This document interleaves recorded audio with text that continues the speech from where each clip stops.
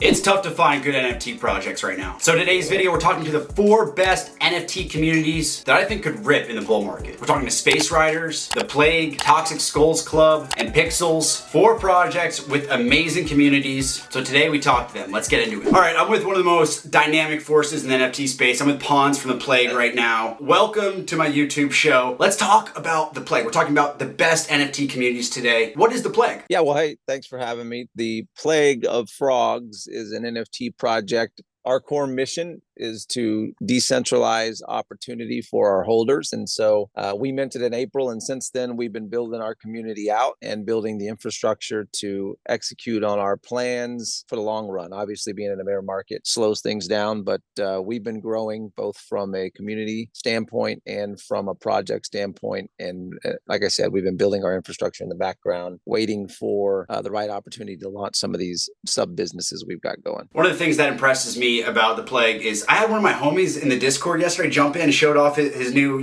Plague NFT, his new frog he just bought. Usually you only get that type of excitement when it's like, oh, I got an Art Gobbler or something that just came out like the day before, but he was very excited to get an NFT that, as you mentioned, launched in April. What has kept this community so excited? So, well, there's 2 things. One, we set proper expectations. We said from the beginning, hey, the floor price is going to be what it is. Just stick with us with the long run, help us build out what we're building, and everybody will be happy when it's all said and done. You name all the names, and they were knocking on our door to get a whitelist spot, and we didn't do it. We gave away our whitelists transparently and on Twitter. No Discord grinding or anything like that. So we've done it different from the beginning, and that's a big part of why we have the community that we have. So now going forward with a great community in a bear market, which as you've seen is pretty fucking tough to do, what excites you the most going forward with The Plague? Well, what excites me the most is the things that we haven't even announced yet. So, most projects that have launched in the last 18 months, they're trying to build a game or they want to be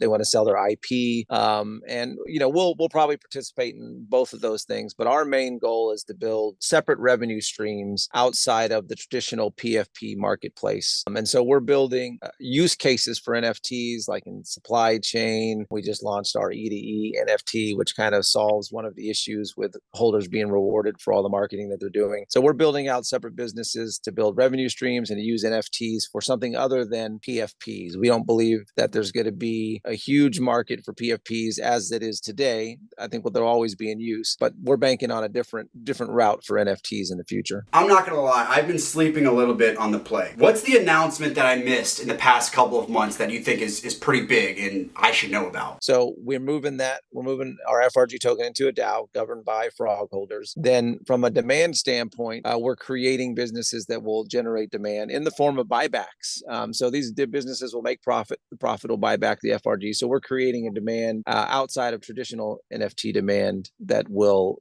build utility into FRG. E2E, we call it earn-to-earn NFT process that we launched through another business that we launched out of The Plague called Leap Media. And so that is it takes if you look in the real world or Web 2 world, you've got multi-level marketing, you've got affiliate marketing and those things. It takes the good things from those, leaves the bad, like the layers in there, and it brings it into the NFT space. So new projects that are minting, they can use that and say, hey, if you do these amount of things as an NFT holder, we can revenue share with you legally because it's a commission. It's not a revenue share. And we've got our first project launching out of that this month. Rewarding the community, because you guys have done a great job with your community of keeping this project very vibrant in a bit of a dull ETH market. So tip of the hat to you guys over at The Plague, and thanks for hopping on the YouTube channel today, man. No problem. Last thing I'll say is your point there is key. All of these people in the NFT space are shilling NFT projects. The Bored Apes were made by the community, not the other way around. And so it's on, the onus is on these projects to figure out how to reward their holders for sure. Okay guys, I'm currently in my studio, aka my bedroom, wearing my Toxic Skulls Club hat, and thought, why not talk to one of the craziest, best NFT communities right now today, Toxic Skulls Club. I'm with the founders here. I'm with Scales, Missy, and Fricks. Let's talk about Toxic Skulls Club. What is it? Toxic Skulls Club was, we minted back in April, a collection of 10,000 Toxic Skulls.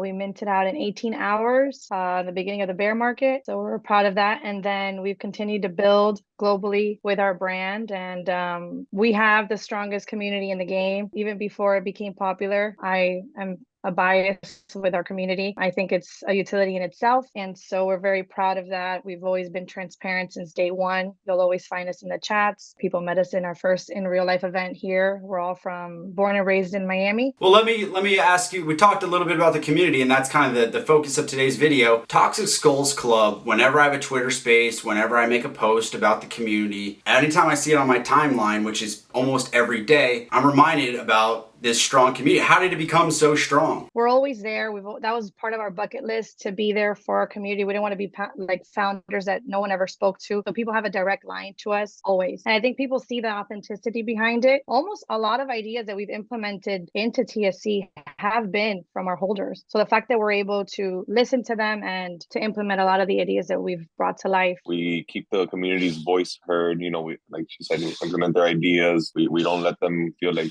we're not paying attention. We try to keep them involved, whether it be a contest, having them, show off their merch. We always want to see them. We always want to make them feel like they're in this with us. The collaborations are definitely really exciting as well. If I could give my 2 cents on why I think Toxic Skulls Club has a great community, I think it's about deliverables. And I think you guys have delivered a lot. Whether that's, unique skateboards for holders, whether that's you guys are doing liquor, whether it's some merch. You guys just sent this to me for free. Thanks again. Talk about some of the deliverables, some of the cool things you guys have actually done for the community. You talked a little bit about the collaboration, Fricks. What are some of the cool deliverables that have actually been brought to the community? I feel in different ways.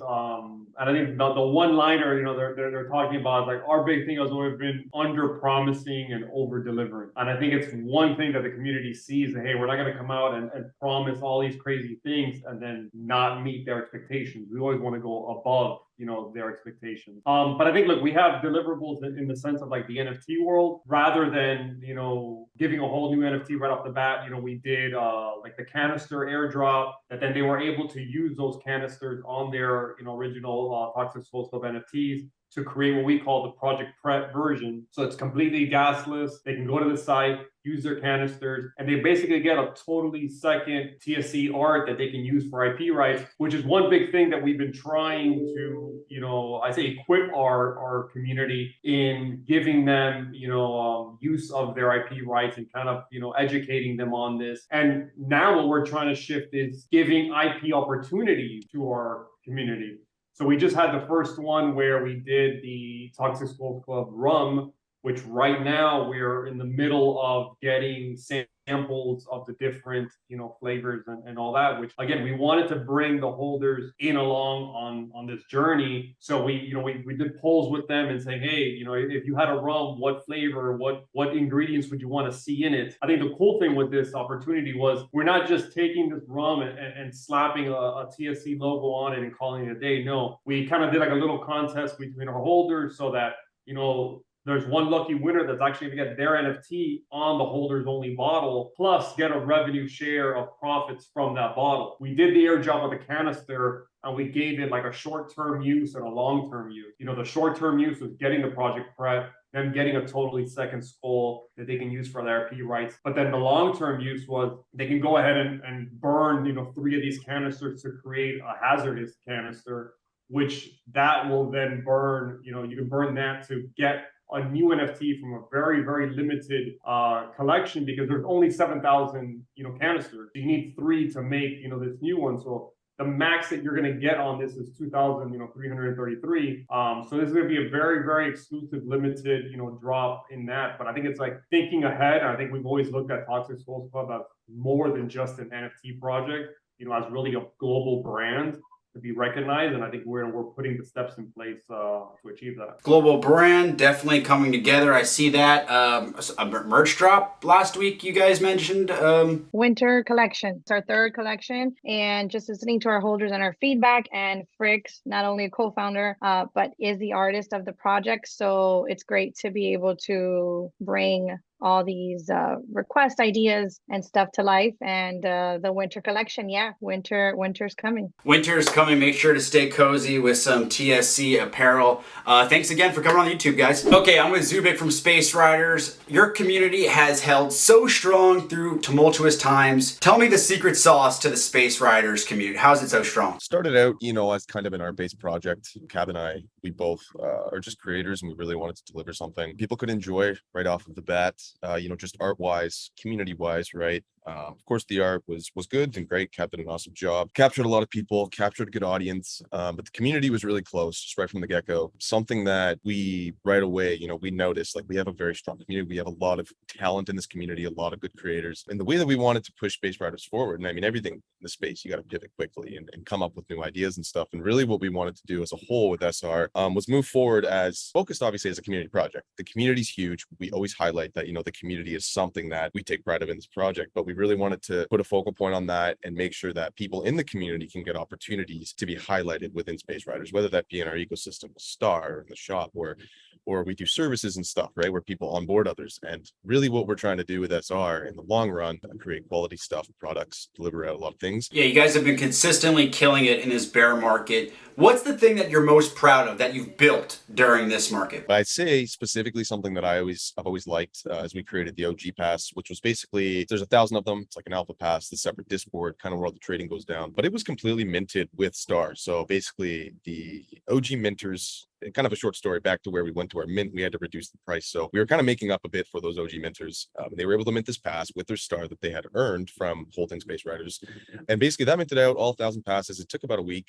And then, we've gone up, I think, all the way to 0.34 and we've done over 100 ETH in volume just from a pass that really we created. And it was something that we kind of had to shift in, it wasn't really part of the roadmap, but I'm proud of it specifically because like that value from it was really built from the ground up, like minted with Star, which comes from a Space Rider, which actually, it's like a non-liquidity token. So I'm always proud how I think that that's basically that value and that whole community, the way that they gave value to that was built right from the bottom and just all the way up, and people still trading and buying it to this day. So plenty more in store for Space Riders. Make sure to follow Zubik and their Twitter account for all the new updates. Okay, I'm with Luke, the founder of Pixels, and I'm astonished by your project. Launched in January, and Pixels is still sitting in the top 100 of OpenSea. You guys did like 17 ETH volume last week, currently sitting at like a 0.42 ETH floor price. How have you been able to create more excitement and engagement from your community in this bear market? So we've been building a game for the last 9 months, and we've actually been releasing this game slowly and slowly. So we've actually had something that is tangible that people can see, and we've been building in public too. So as we've been building this game, we've been updating it almost every single week. I've been on AMAs every single week for the last 9-10 months as we build, answering questions from our community. So, we've actually built something pretty cool at this point. It's impressive looking. And it's genuinely fun to play. So I think, that's the biggest thing we've done, like proven that we can build. We have product out, we have a fun game that's out, and we have like a much bigger event coming in the next 2 weeks too. We have a new version of this game that's releasing that's finally going to be like a fully blockchain backed Web3 game. I've actually been on record on my YouTube channel saying the first NFT project that's able to capture a little bit of what Farmville was, because I remember back in middle school, everyone's parents played Farmville. You guys have a farming game that you developed. The farmland is the project we're talking about right now on OpenSea charts. Tell us a little bit about the farming game. Yeah, so we've been calling ourselves Web3 Zynga, and we've been calling ourselves on-chain Farmville lately. We think that there's a huge gap in the market in casual games in Web3. We actually think that gaming is how most people are going to be introduced into Web3. And there's this really, really underserved audience in the Web3 gaming space right now. Not that Web3 gaming is really serving anybody at this point, because, the games still aren't good. They're just not even getting built yet. But, you've seen a lot of trailers and a lot of hype for Web3 games, and they're all like MOBAs. They're all very male oriented. They're very crypto oriented. We think casual games are actually going to be the really big market in this space and what we're building out. So we took a ton of inspiration from Farmville. And, our initial NFT drop was called Farmland. We're building like a farming type game. We took heavy inspiration from the graphics, the art style from Stardew Valley. It's funny because I didn't used to think of myself as a gamer because, I wasn't into Call of Duty. I wasn't into MOBAs, League of Legends or anything like that. But I'm into more relaxing types of games where I can kind of zone out and just take a break from things. And Stardew Valley, surprisingly, was one of those games that I just got kind of hooked into for a bit. So when we started building out Pixels, that was something I told the team to take a ton of inspiration from. Now, if we go on OpenSea and we actually buy one of these Pixel farmlands, what is that getting us exactly? It gives you this virtual plot of land that you can build out and customize. And then how we think about virtual land too is it's funny because virtual land, right? It doesn't need to be scarce. It's not like actual land. There's no geographic constraints. So what we think the actual benefit of virtual land can be is thinking about it in terms of resource generation and how we balance our in-game economy. So the virtual land and the farmland we're releasing is kind of going to be the baseline of, you know, how resources in our like macroeconomic system is fine-tuned, where, you know, all these resources are generated from these 5,000 plots of land, and we can set the baseline for balance from that. So people who own farmland, they're going to get access to different types of resource generators that other people in the game will not get access to. And they'll actually have this shared incentive too, where if they have people come onto their farmland, they'll actually have a share of the resources that other people farm with this farmland. So they're not necessarily passive resource generators, because you still need to make sure that people are using your farmland, but essentially it's a way to generate resources and create an aligned incentive in this larger ecosystem that we're building. I think what we used to say was, you know, we're building in the vertical slice model of game development. So essentially we're building out one set of features at a time.